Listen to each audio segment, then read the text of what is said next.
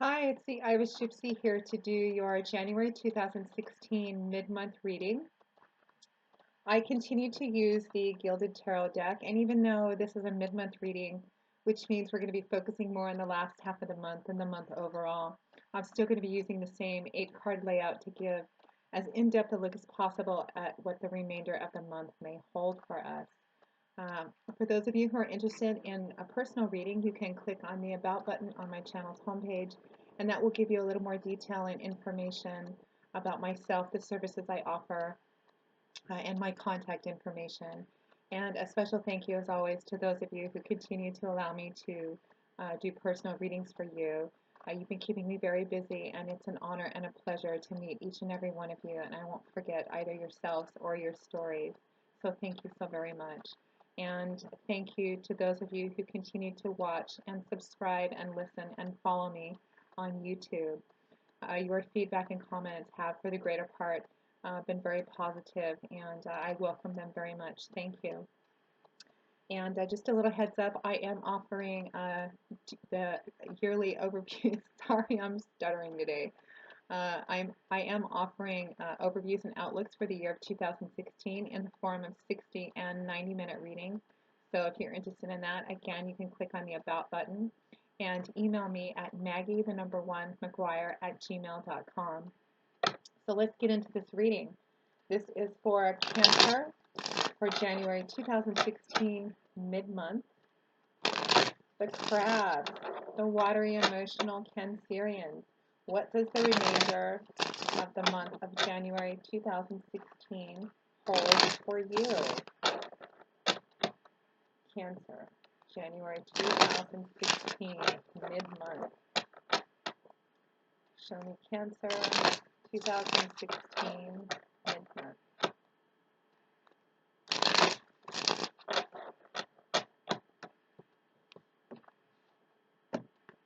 Okay. We begin with the Queen of Swords, followed by the Six of Swords, the Emperor, followed by the Death card, the Queen of Cups, followed by the Knight of Cups, and the Page of Cups, followed by the Ace of Swords. Sweet. And as an overall theme and general advice for the month, we have the Fool card. We have 3 major arcana cards, it looks like, this month, Cancer. Or should I say mid-month? Although, as you know, I'm sure the timeline of the cards is not definitive in a clear beginning and a clear ending. This could be general themes that are just more focused on for the last half of the month, but could be going on for the month itself and also a little bit into February. So let's begin. We have the Queen of Swords, followed by the Six of Swords. Swords, the element is that of air, and swords is a suit that points towards our thoughts, our ways of thinking, our perspective, our reasoning, and our logic. And the Queen of Swords embodies just that. She is a person who queens have reached the mastery of their suit. And in the upright position, the Queen of Swords is someone who has reached basically a mastery over her thoughts and her ways of thinking. This is a person for whom truth and logic is very important, and someone who tends to be very thoughtful and come from a place of thought first rather than emotion, although not to say that she is a cold or unemotional person, although in the reverse she can be. And sometimes she can come off as a little bit of a little bit aloof. But primarily this is a person, an individual who has just reached a point in her life where she's just a very balanced, grounded sort of person, and someone who is able to hold and tap her thought process very well and very easily, and is very integrated in that without it allowing the emotions of a situation to sway her one way or the other. Now, the Six of Swords, now this could represent an actual person in your life, or it could represent you, Cancers. And I actually have a feeling that this, along with another card that I'm looking at that we'll get into later, is more of a representation of yourself. And this does not necessarily have to mean represent an actual female. If you are a male watching this video as well, this could just as easily apply to you, although the energy comes across as more feminine. Now, it's paired with the Six of Swords, which I always look at as one of the leaving cards of the tarot. The cautionary piece of advice would be that as she is carrying the Six Swords in the boat with her as she sails away, wherever you go, there you are. We do carry our perspectives and our thoughts with us. The Six of Swords is, I see primarily as a card of leaving something, of moving away from something, as opposed to some of the other leaving cards in the deck. I see this as it has more of a serious and somber feel to it, although not negative. This card points towards moving away from a situation, moving away from troubled waters into waters that are more serene and untroubled. This can speak of moving out of a situation that has been quite mentally turbulent, in addition to being emotionally turbulent. The feeling I'm getting right now is just a very taxing kind of time, coming out of a difficult sort of time and sailing into more peaceful waters. This is a card that speaks of healing and respite and of finally being on a path of healing, primarily is the energy I'm getting from this. Now, I think that paired with the Queen of Swords, Cancerians, it looks like the feeling that I'm get is in the month of January, it feels like you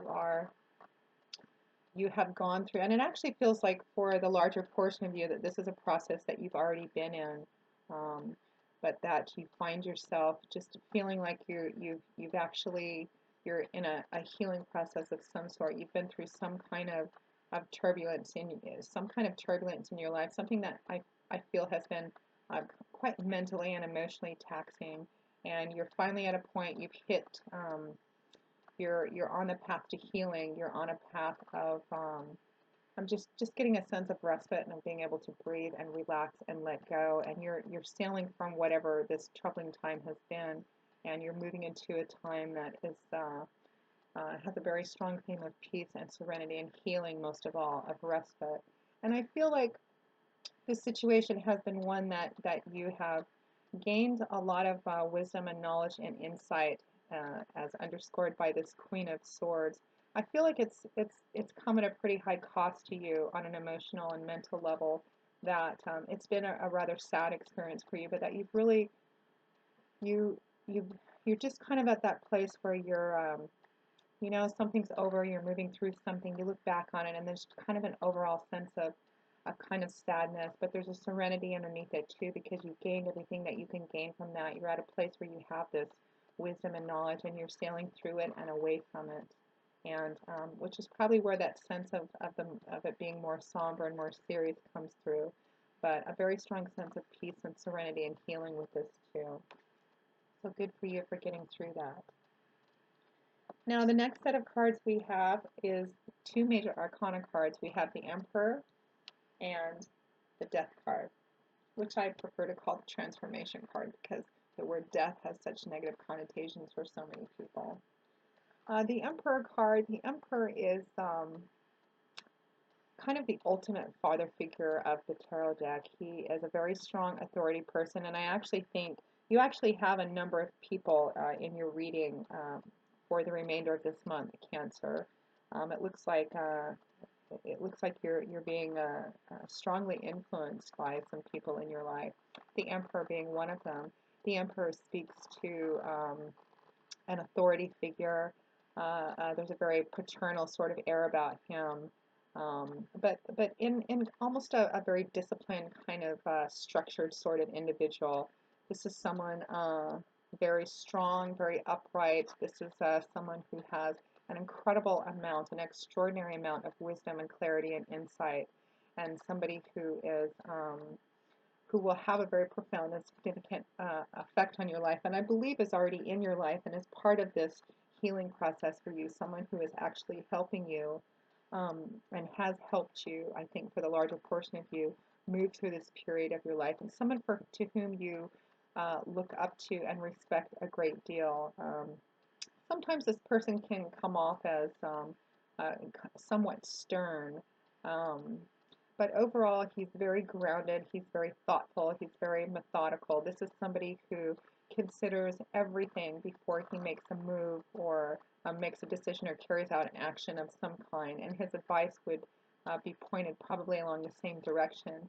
If you think of emperors as compared to kings, kings are the same sort of people, although their paternal influence is more closer to home, perhaps in a more jolly sort of way. The emperor is a little more above that, as they have an entire empire to run, a collection of kingdoms to run, as it were. So they're extraordinarily thoughtful about the way they go about doing things, and their perspective is often very balanced and very fair, and an excellent, excellent person to help you move through something and to seek advice from. And I think this is somebody, Cancerians, for the majority of you, that's already present in your life and has had a very significant effect in helping you move through this rather challenging process that you've been through and that are coming out of. Somebody who's had and having a very profound and significant and meaningful impact on this transformation and transitional time that you find yourself going through, which is what the Death card represents. Death being the culmination, the end of a cycle of something, the death of a way of looking at something, if not the ending of a situation itself. And I think that it has. I think that you're going through a healing time. You're coming through a time where something has ended. It's been the death of perhaps a relationship. Kind of the feeling I'm getting about this is how you viewed love, or how you viewed your relationship pattern in the past, although this may reflect differently for different people. For those of you who are not coming out of a relationship or a healing process from a broken relationship, this could just reflect in perhaps how you see yourself relating to other people in your close relationships around you, be it friends or family or close work friends, or a combination of all of them. But the Emperor is someone who is having and will continue to have profound and meaningful and purposeful influence and impact on this healing and transformational process. It could be Cancerians that this is a person, perhaps somebody that a therapist or a trusted advisor or a priest or pastor of some kind, but somebody that you look up to, whose opinion and advice you respect and you seek, and is really quite a strong and positive influence in this transformation that you're undergoing. It looks like you're entering a period, Cancer,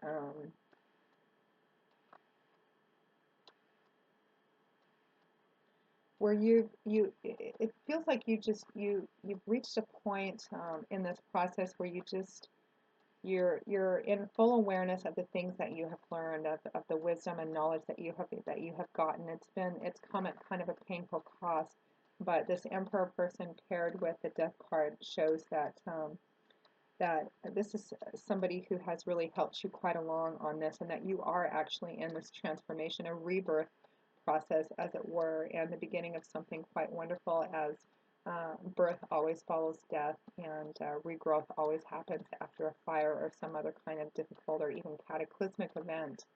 And that's pretty much what it feels like. There's a real sense of newness and of sweeping the ashes out, and of new beginnings, and a transformation in the sort of person that you have become. But even deeper than that, just on the way that you look at things, whether it's the way that you look at everything that you have been through, what it's cost you, what it has gained you. And it feels like there's an opening up process too, that some things that you have been closed off to or not willing to look at or consider because of the pain of the past, you're finally at a point where um, you've had a lot of clarity and wisdom and insight. Your eyes are now opening, your heart is now opening, and you're going through a rebirth process. And this Emperor person has been a significant factor in that. Now, next we have the Queen of Cups, followed by the Knight of Cups. And the Queen of Cups, Cancer, I feel directly relates to you. Cups is the element is that of water, and you are a water sign. And Cups is a suit that points towards love, relationships, how we relate to the people around us, things of that sort. The Queen of Cups is a lovely sort of card and pairs well with most of the other cards in the tarot deck. It speaks of positive and uplifting influences and emotional space in your life. Queens, again, someone who's reached the mastery of pursuit. And as with the Queen of Swords, with thoughts, it looks like you've reached a place in your life where you've come to an integration of your thoughts and your emotions, and you're able to balance those in quite a lovely way. The Queen is a very loving and nurturing individual, and sometimes in some readings, depending on the cards that surround it, I almost see her as a little pensive because she's there waiting with her cup of love, just waiting to offer it to someone. But in this reading, Cancerians, what I'm actually getting is just that you've come through this process, this transitional period. You're in this transformative stage, and it's quite lovely and uplifting. And the feeling that I'm getting is just more of being in a place where your heart is being open, and your heart is opening and allowing you to um, become that loving and nurturing person that you already are. And it's paired with the Knight of Cups, which I feel points to a specific person in your life. And this coupling of cards together speaks to me that for some of you, maybe even a larger portion of you, you are falling in love. And it's quite a beautiful thing. The Knight of Cups is a very romantic and poetic sort of individual, the kind that is very romantic and prone to wooing you in with the more classic courtship rituals of dinner, dancing, chocolates, flowers, that sort of thing. This is someone who is bringing you, knights are the bringers of the tarot deck. When you think of their role in the medieval world, they were the ones sent out to accomplish a quest or find something and bring it back. And I think that this is an individual who is quite strongly trying to woo you with love and offerings of love in whatever form that takes for these individuals, for those of you for whom this is resonating. And it looks like he might be doing a pretty good job of that. So how lovely to see that. For those of you for whom this does not resonate in terms of romantic love, this could be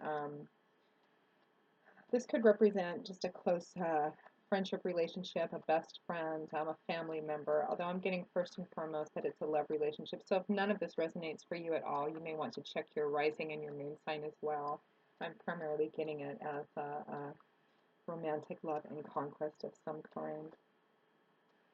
And it looks like this is also just kind of part of this beautiful flow of just coming to a place in a place of healing in your life where you're ready to begin exploring, and you're ready to allow your heart is beginning to open again, very much like a flower. And you have some people who are very influential in this, someone who has really been significant in your healing process, as I look at the Emperor card, and this Knight of Cups, who is an individual who is actually helping your heart open again, by wooing you with love or trying to bring you some kind of offerings of love.